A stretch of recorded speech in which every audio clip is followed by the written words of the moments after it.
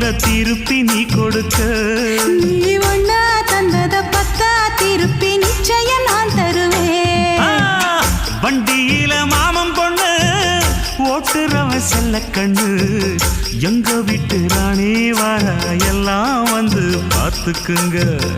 ஒட்டி வண்டி கட்டிக்கிட்டு பொண்ணு மேல ஒட்டிக்கிட்டு ராணிக்கு தராசா எங்க மாமே வரார் பார்த்துக்குங்க.